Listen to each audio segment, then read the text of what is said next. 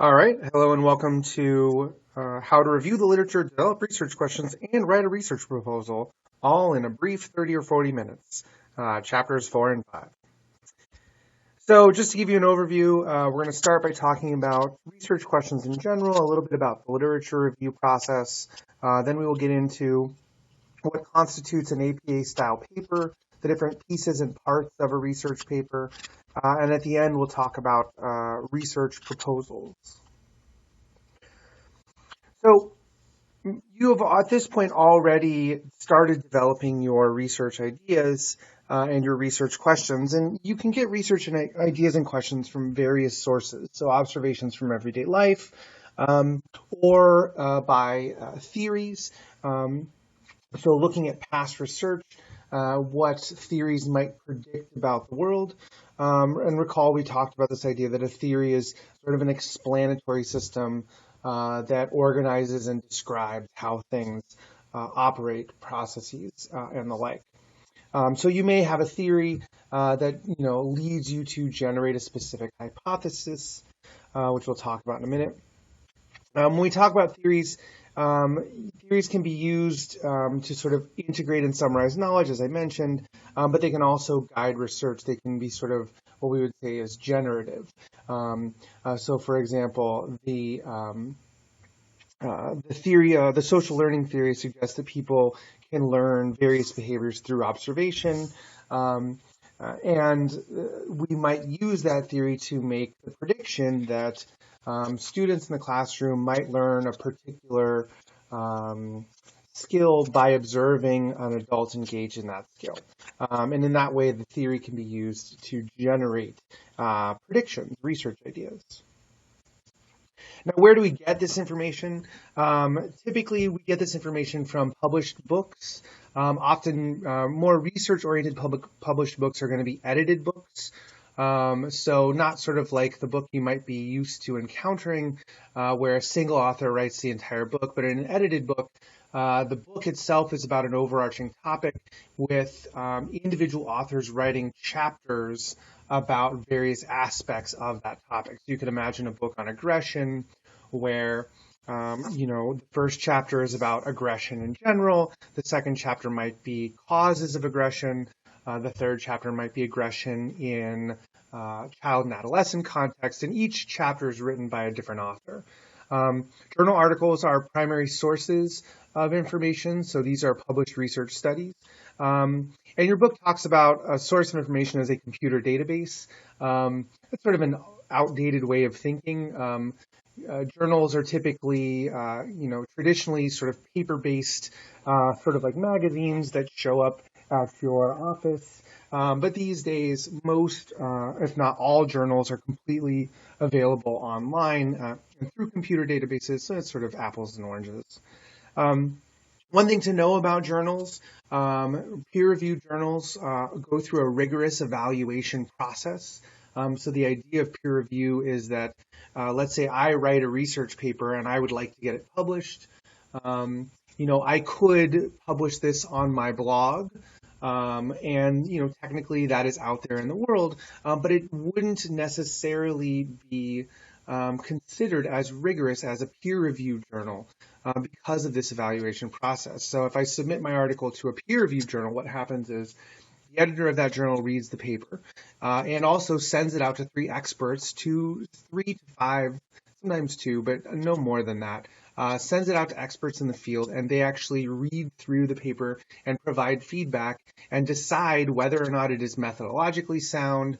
They evaluate whether or not the results make sense, whether or not you did the study correctly, whether or not there are any flaws. And all of that takes place before this is published. And so it's sort of the process that we go through in order to get these research results out there for people to evaluate. Journals can vary in terms of the rigor and quality. Journals like Scientific American or Nature, these are top tier journals. They're very difficult to get into, and only the most tightly done, rigorous, innovative research ends up in these outlets. So it's important to be aware that just because something is published in an academic journal, not all academic journals are considered the same.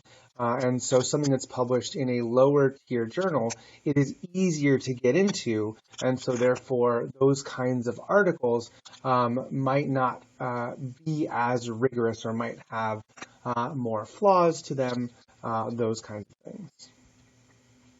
It's important to remember, just because something is published does not mean that it is true.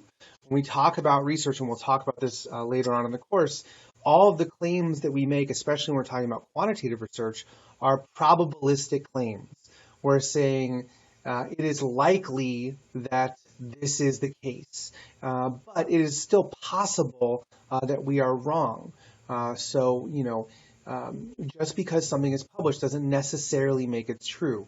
What we're really interested in science is this idea of replication. We talked last time about this idea of triangulation, right? One study does not make scientific fact, but 15, 20, 30 studies all done by different people using different methods that all point to the same conclusion. That's when we start to approach this idea of scientific truth.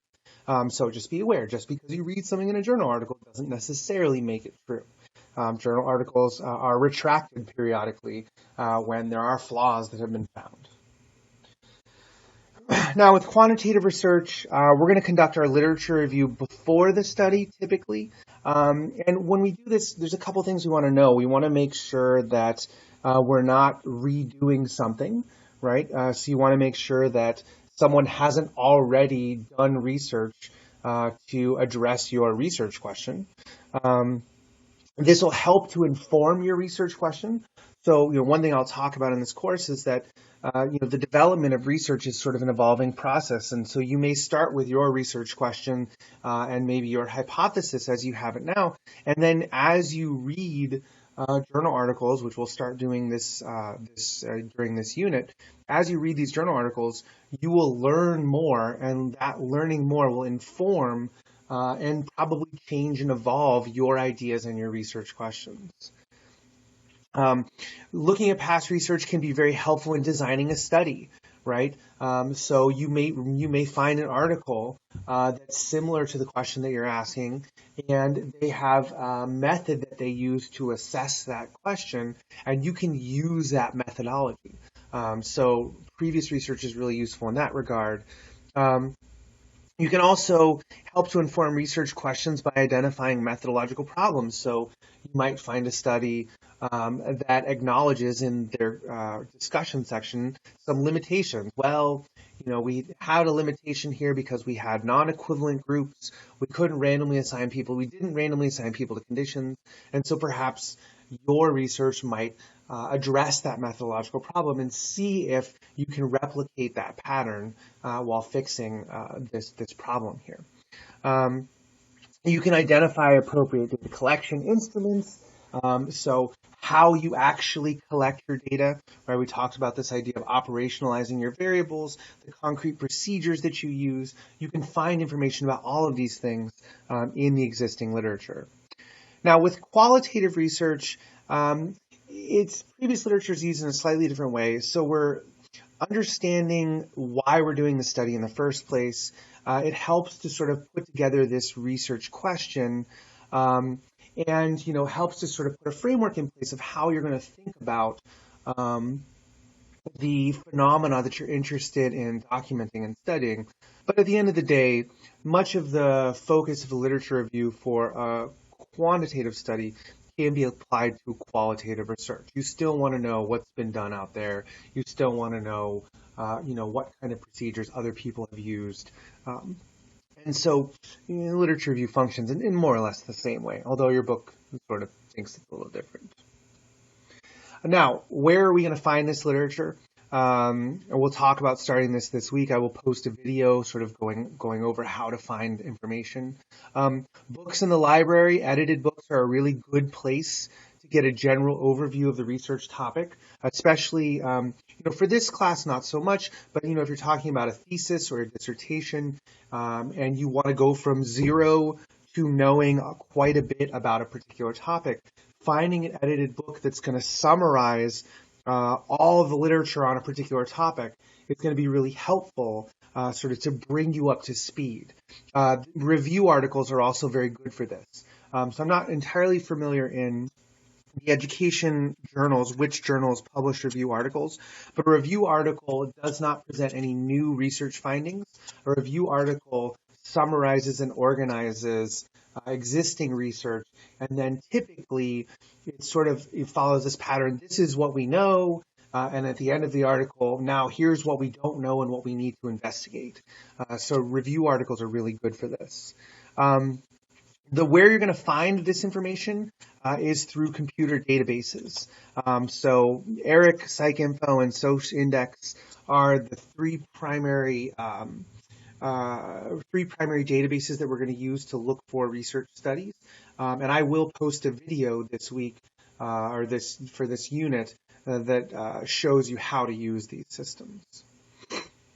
So when you're coming up with your research problem or your research question, for a quantitative study, you're trying to explain, predict, or describe some event or outcome, right? So you're trying to say, why do people do this? Or does this intervention lead to this particular outcome?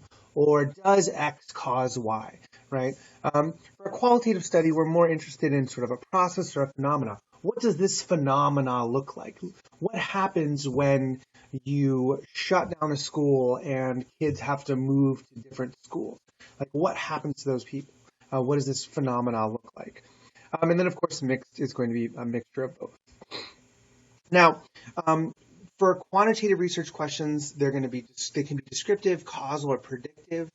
We specify this in very specific terms.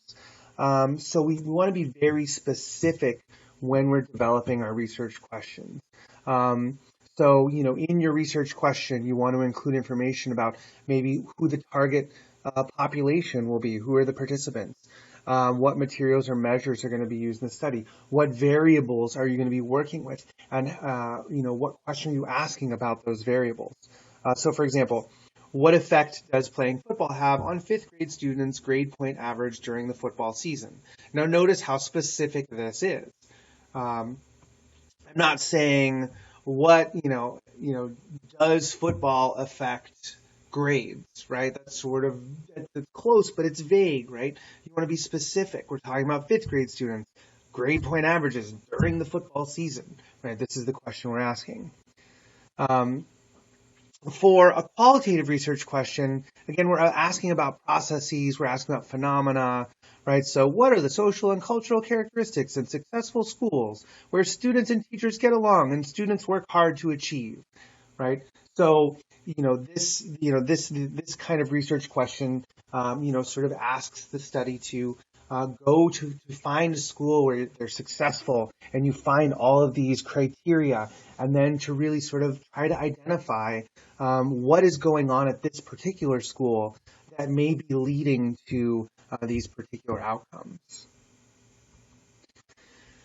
Now, when we talk about a quantitative study, typically we start with a research question and we end up with a hypothesis.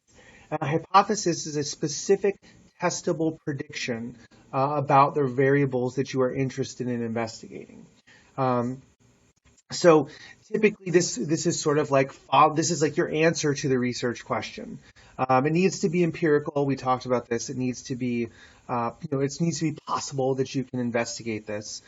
So in terms of the football example, I might predict that fifth grade students who play football will have significantly lower grade point average compared to students who play basketball. Perhaps I think maybe something about concussions, or perhaps the amount of time that it takes to practice football is more than the amount of time that it takes to practice basketball. Whatever those mediating variables are, throwback to last week, right? This is still a predicted relationship, right? I'm saying this group is going to be different from this group in this particular way on this particular variable, right? So your hypothesis needs to be specific and testable. Your hypothesis also helps to inform your design, right? So as you are writing out your hypothesis, you can start to get a sense of, well, what am I predicting? Okay, how am I going to set up a research study to test that prediction, right? So the way that I have this set up, I am sort of looking at a non-equivalent group design here where I've got students who are playing football and students who are playing basketball, and then I'm going to measure both of their grade point averages. I could maybe randomly assign students, but the point is that the hypothesis helps to inform this design. Now, for qualitative studies, there's typically not going to be a hypothesis because qualitative studies are very much about exploring and describing phenomena and processes rather than sort of asking a question, making a prediction, and then seeing if that prediction is supported by the data. Now, literature is very good. All the academic literature is very good for any questions that you might have, right? If you want to know, for example, do red light cameras decrease accidents at intersections? Well, you can guarantee that someone has done this kind of research and looked at the actual data, and you could get into that literature and help to answer those questions. Also, literature helps you to avoid reinventing the wheel, right? If you're interested in self-esteem, and maybe you're interested in how does self-esteem related to students' motivation and their academic performance, well, you don't need to come up with questions to measure self-esteem, right? Someone has already done that, and you can go to literature and you can find the Rosenberg self-esteem scale, and you can use that in your study. And again, we mentioned this idea, you can't rely on the results of one study, right? One study does not make scientific truth. Meta-analyses are studies of studies. So if you think about a research study has participants, people who participate in the study, and then we use data from each of those participants in a quantitative study to look at group differences and averages. Well, with a meta-analysis, instead of participants, the meta-analysis uses existing studies as participants. So a meta-analysis might combine information from 15, 20, 30 different studies that all looked at the same thing. And meta-analyses are really useful in sort of identifying, scientific truth. And again, I put truth in, you can't see me, but I'm doing air quotes because we don't really ever talk about truth with a capital T in science. However, meta-analysis are really good at sort of aggregating all this information together, across multiple studies and saying, okay, across all of these studies, here's what we can conclude about this particular phenomenon or this particular research question. So in addition to the publication manual, there are also lots of online resources. I have here the APA website, also a link to the Loyola Library as well as Purdue OWL. Basically, anything that you need to do in APA style, if you Google, how do I cite a newspaper article in APA style, almost guaranteed that how do I blank APA style in Google is going to get you a link to something that will help you with that APA style. So it's about style, but it's also about how we write. And in this way, it's more like a code of writing. It's more like guidelines of, what we include, where we include it. But there's lots of flexibility in some of these things. So we'll talk about where do we have flexibility and where do we not have flexibility when it comes to APA style and APA formatting. So the structure of a research report is going to include, typically going to have a title page. You're typically going to have an abstract, introduction, methods, results, discussion. This is the main body of the paper. References you're going to have. These other things, appendices, author notes, footnotes, tables, figures, you may have those. For your research papers in this class, you will not. But when it comes time for you to write your final thesis or your final dissertation, you will more than likely have appendices, footnotes, tables, and figures. The title page is going to have the title of the research project. It's going to have the author's names and the affiliations. One thing, and in APA style, we include a running head. which is like our appendix. Like, I don't understand why it's still there, but we include it anyways. I'm sorry to bore you, but like the short version of the running head is that in the olden days, we used to have to mail in manuscripts to journal editors. And so a journal editor would get a manila envelope that contains 4 copies of a research paper. And then that editor would have to take that research paper and mail it out to reviewers. And those reviewers would make their comments and mail it back, right? This is how things used to be. And if you're an editor and you've got hundreds of these submissions in your office and you lose one page, the running head, the little short title at the top of the page, is really useful because it tells you this is where this page goes. We don't live in that world anymore. Everything is electronic, so the running head is kind of vestigial. But for APA style, we need to include it, so there it is. One thing about the title is that title should be a concise statement of the research. And they should include key variables. One thing you will notice as you start looking up articles is that when you are searching through these electronic databases, the first thing you're going to look at is the title. And that is going to help you to decide whether or not this is something you're interested in looking further into, right? So if the title isn't descriptive, then you're not going to be getting, the title needs to be descriptive so that when people read it, they can make a decision. Is this what I'm looking for? Now, here's an example of what an APA style title page should be. This is that vestigial running head that I mentioned before. The title, the author's names, their affiliations, these sorts of things. Now, the abstract is a 1-paragraph summary of the research. It covers these 4 main pieces. Why did you do the study? How did you do the study? What did you find and what does it mean? And you cover all of that in, 6 to 8 sentences tops. The abstract is written last. You won't have to write an abstract for this class, but when it comes time to write a research or to write a dissertation or a thesis, you will have to write an abstract. And it's the very last thing that you write because it's a summary of the entire paper, and you can't summarize the entire paper until the paper is done. You will also notice as you are looking through the literature, right, the abstract is the second thing you are going to look at. So if you're looking through the electronic databases and you find an article based on the title that seems like it's something you're interested in, you'll click on it. The next thing you're going to do is look at the abstract.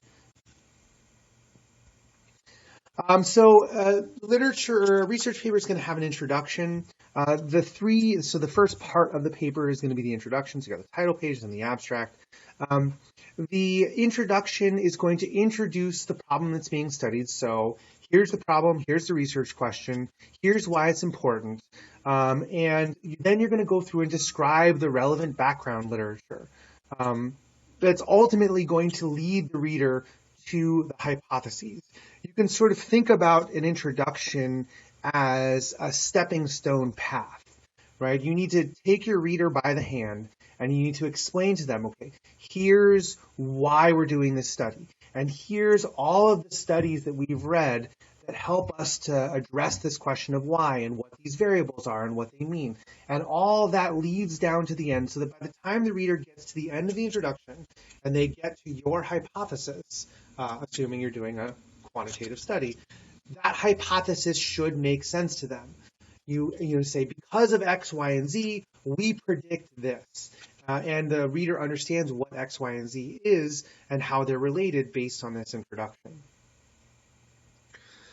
After the introduction and the hypothesis section, oftentimes the hypothesis section will be sort of couched in the current studies section. That was more air quotes that you didn't see. After that, we have the method. The method describes in detail how the study is conducted. It has these 3 subsections. The way to think about a method is like a recipe, right? So, if your grandma hands you a recipe for cookies, it's going to have a list of all the ingredients that you need, and then it's going to have a description of how those ingredients get assembled and put together so that you end up with warm, delicious cookies. And a research paper is very similar, or the method section of a research paper is very similar. It's going to have a list of ingredients. Who are the people? What measures did we use? The measures that we operationalized, our abstract constructs. How did we do the study? So, how did we give these measures to students? Did they come into the lab? Was it online? What did we do to produce these warm, delicious results? Okay, so you want to think about a method section like a recipe. It should be very clear exactly how you're going to do the study. And this is important for replication, right? So, like we say, one study does not make scientific truth. But if you find a study and they've got really good methods and you replicate that study because it's very clear exactly how they did it, you should, if the hypothesis is true, again, truth with a capital T in air quotes, you should be able to replicate that study based on this very clear methods recipe. I have in here more about participants. It's traditional. You have to discuss recruitment and compensation. So, their introduction to psychology students, typically in psychology, or in however, wherever you get your participants from. If people dropped out, if you excluded people, all of those things, demographic characteristics go into the method section. We also describe the materials and the procedures. The results of the study, which you will not have to do for this class, you're only going to be doing a research proposal, which we'll talk about. The results are sort of the climax of the research report. They're the findings of the study.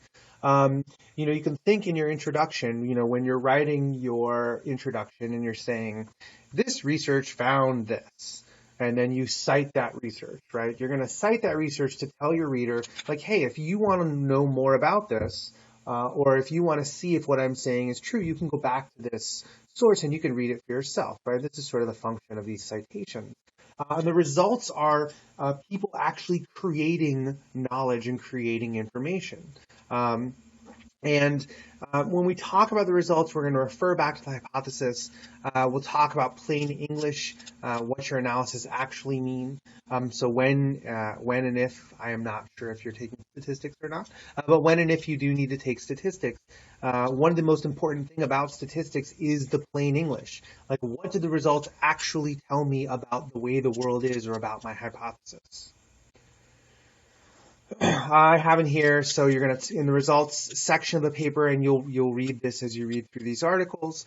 They'll talk about why they did the analysis that they did, what the results of the analysis means, and including things like effect sizes and confidence intervals and p-values and all of these sorts of things that hopefully are not making you break out into hives as I talk about results. But again, as you're reading through these papers, you're going to see all of this in these results sections. But oftentimes students do sort of get nervous about statistics. And so one thing that I will recommend is that if you are reading through a research paper and the results are hard or difficult to understand, typically what I would recommend would be to skip to the first paragraph of the discussion.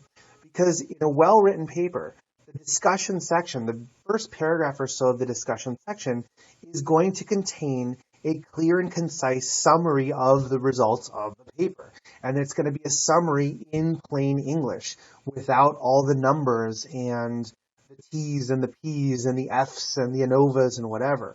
Right? So if you're having trouble with the results when you're reading through, go to the beginning of the discussion. Sometimes students will even tell me they just don't even look at the results at all. They just go from the method to the beginning of the discussion, because the beginning of the discussion will outline those results. Discussions also talk about, contextualizing the results of the study. So here's this literature review. Here's everything that we know right now. Here's what we don't know. Here's our study that we're going to conduct. Here's the results of our study. And then the discussion is, okay, how do the results of our study fit in with everything that we talked about in the introduction? What are some problems and limitations, things we can do in the future? Following the discussion, you're going to have the references section. You want to make sure that you include a citation for each study in alphabetical order. This is going to be alphabetical order according to the last name of the author. All of this is going to be double-spaced. And this is one of those aspects of APA style where every space and every period and every comma is precise. So here's an example of APA style reference. So we've got last name, comma, first initial period space, second initial period space, the ampersand for the word and, next last name. All of these things go into this specific APA style reference. A couple points of note. Notice that we don't capitalize the title. We only capitalize the first letter and any letter that appears after punctuation. The journal name is italicized. We don't include the volume number if the pages are non-consecutive. Typically, not typically these days, when a journal issues their first issue of the year, they start at page 1, and they just keep adding pages until the very end of the year, and then they start over at page 1 for the next year. So this is why you might have an article that's, in a very small journal that only contains a few studies that starts on page 1232. And so because of that, we don't really need to include the volume number, right? If you know, or the issue number, if you know what the volume is and you know what the pages is, you don't need to include that issue number. Again, this is nerdy APA style stuff.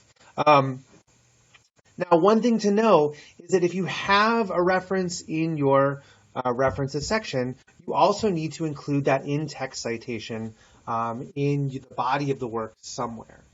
I had a reviewer reject a paper that I wrote, and in their rejection, one of the things that they said was, and reviewers can sometimes be not the nicest people. One thing that this person said was, I looked in your references section and I couldn't find this reference for this in-text citation. And if your references section doesn't match your in-text citations, how can I trust anything you did in your entire research? So I learned that lesson the hard way. But what you want to make sure is that if you've got it in your references section, then you have some in-text citation in the body of the work. So this would be last name, ampersand, last name, year. Now here's a 3-author version of this. So this is a paper that I wrote with Mr. Bieber and Mr. West. And again, when we have we have this third author, again, we treat this like an ordered list. So we've got comma, comma, ampersand. When we have this in parentheses here, we have the ampersand in text. Okay, so how not to plagiarize. First, let's talk about publication credit. So publication credit is acknowledging those who contributed to a research project. Typically, this is going to be through an authorship or an acknowledgement section. I bring this up because it's important to mention that working on a research project doesn't necessarily guarantee you an authorship on publication. Typically, authorships are reserved for what we refer to as, and again, here's some air quotes you can't see, an intellectual contribution to the research project. So collecting data typically does not count as an intellectual contribution. If you write the methods section of the paper, that probably counts as an intellectual contribution and warrants publication. What different professors, what different researchers constitute or consider an individual, consider to be an intellectual contribution can vary. So if you end up in a situation where you are working on a research project with a professor or someone else, it's important to have a conversation about what constitutes what warrants authorship on this paper? What do I have to do to be an author on this paper? Is collecting data going to be enough? Probably not. Do I need to write sections of the paper? Yeah, probably.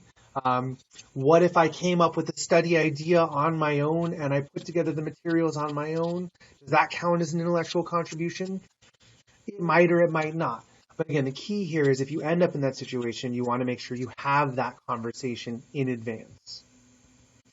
Now, in terms of plagiarism, obviously, we're well aware of plagiarism in terms of cutting and pasting from Wikipedia or, directly from an article. This is typically not the kind of plagiarism that is going to be problematic. The plagiarism that's going to be problematic is what I refer to as sort of like inadvertent plagiarism. Right? This is just not good paraphrasing.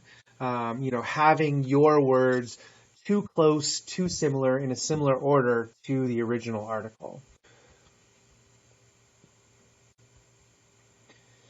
So when we talk about avoiding plagiarism, one way we can do that is just by direct quotes. Direct quotes are really useful for things where it's important that you use the author's exact words. So if you're using in your methods section, for example, someone else's research design, and they had some instructions that the participants are going to read, you're going to put those instructions in direct quotes because it's important. Think about the recipe metaphor. It's important to have those direct quotes so that people know exactly what participants heard when you gave them the instructions. But we do want to minimize the use of direct quotes in papers. Right? We don't want a paper to be all direct quotes. So here we've got quote, quote, we've got the in-text citation, ampersand, comma, year, comma, and then we've got the page number that it appears on. And then, of course, we have the APA style full reference in the references section at the end. Now, if we don't want to do a direct quote, we want to paraphrase. What paraphrasing involves is taking the main thrust of the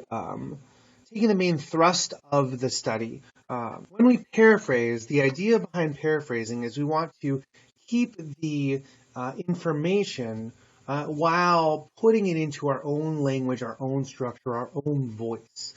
You can think about paraphrasing as sort of translating. You're translating the information into your own voice. So for example, when I paraphrase, I have this all here, so we're just going to flash through this real quick. You must have both in your paper, blah. For you guys, I'm not too worried about this, but have that in there. So when you paraphrase this material, notice here, I've kept sort of the main points, but I've put this into my own language. Now, even though it's my own language, this is still plagiarism because I'm not including an in-text citation.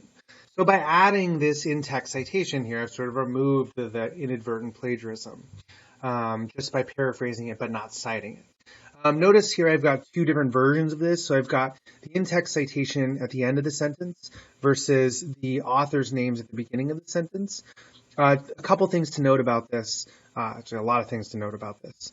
Number one, when you have the in-text citation in parentheses, we use the ampersand. When you actually say the author's names in the sentence, we use the word and.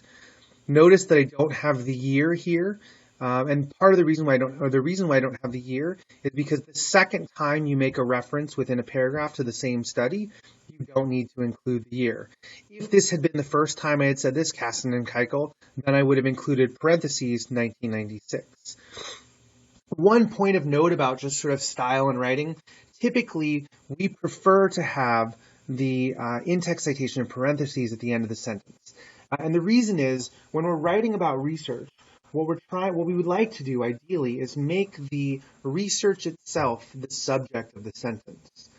When we put the authors at the beginning, we are making the authors the subject of the sentence, right? And that's sort of not as ideal. It's not an easy sort of thing to do, but the ideal is to sort of avoid making the authors the subject of the sentence. I have some additional information here about avoiding plagiarism. So the straightforward approach to avoiding inadvertent plagiarism, sort of paraphrasing that's just too similar to the original, is to read the work, take notes in your own words, and then walk away. Go do the dishes, fold some laundry, go for a run, whatever you're going to do. Then come back and write based on the notes without looking back at the original work. And this is going to be a good way to sort of help to avoid that inadvertent plagiarism where you're just kind of using the same words in a similar order. There are also free plagiarism checkers that are available online. Also, editing is going to help. So if you write, take the first approach. So read, take notes, walk away, write, and then come back a couple days later and rewrite. Rewriting is going to help to put this in your own voice, right? At the end of the day, when you're summarizing research articles in your introduction, right, the point is for it to go through your filter and to go through your voice. As the professor or teacher, if I wanted to really know what happened in the study, I would just read the original study. The point is for you to go through that process. If you want some more information about this down here, this is a lovely YouTube video done by an English professor that sort of walks through how to properly paraphrase. So that will be really useful. Now, finally, the most important thing, the thing that's most relevant to you, is the idea of the senior thesis dissertation research proposal. In this class, you will develop a proposal. And a proposal is the first step in a research project, but it's typically a first step in a thesis or dissertation, right? When I am doing my research, I don't really go through all the work to put together the proposal. I develop the study, I conduct the study. Once I have the results and I know what happened, then I go about writing this thing up. But for a thesis, for this class, for a dissertation, you write the proposal first. And the proposal is really useful because, number one, it consolidates and summarizes previous literature. You address these sort of practical problems that might arise in conducting research, and you sort of walk through, how am I going to do the study? How am I going to analyze the data? How would I interpret the results if they come out the way I expect them to? The purpose of a senior thesis or a dissertation proposal is for you to demonstrate to your committee that you, A, have a good handle on literature, you know what you're talking about, and B, you've constructed and designed a study that's going to lead to interpretable results. And the idea behind this proposal is you can sort of think about a thesis or a dissertation as a contractual process. When you stand up and you do your proposal defense, if your committee, your advisor, and the people who sit on your thesis or dissertation committee, if they sign off on that proposal, that's kind of like a contract. What they're saying to you is, okay, if you do all the things that you said you were going to do in this proposal, then we will grant you a PhD or a master's degree, regardless of how the study actually comes out. And it also protects you in some way, because when you stand up for your final defense, so you've done your whole thesis and you have written up the results in the discussion and you're doing your final defense, your thesis dissertation committee can't come back on you and say, you know, we'd like you to run an additional study, right? It doesn't work that way. So the proposal is really good. It sort of outlines exactly what you're going to do. And once the thesis dissertation committee signs off on it, as long as you do what you said you were going to do, and you stay true to that proposal, ultimately you will end up, with your master's degree or your thesis. And I will say from experience that the most difficult part of this process is putting together the proposal. Once you've got the proposal, it's like you've got a plan in place, you're just going to follow it through. But the most difficult part is getting this proposal together. So we'll practice that in this class. For this class, the proposal is going to have three basic pieces. A literature review, so you're going to outline existing research. This is what we're going to start working on during this unit. We'll have a proposed method, how you are going to design the study, what questions you're going to ask, what procedures you're going to use. Think about the recipe metaphor. And then planned analysis. What are the statistics that you're going to use if you've got a quantitative study to address that research? Or if you've got a qualitative study, how are you going to, what is your analysis plan or strategy going to be with this qualitative data? So the last thing to know about research proposals is that often they will include an appendix that includes an IRB application. We'll talk about the IRB when we talk about ethics, but in many cases when you're developing a thesis proposal, and this can vary from institution to institution, they may want to see your IRB application. In short, the IRB is a review board that reviews all research before it gets conducted. And so you may need to include that in your thesis proposal, depending. So that is it for chapters 4 and 5. Make sure you take a look at the additional videos that I'm going to post for this unit about how to do a literature review and also about the next assignment.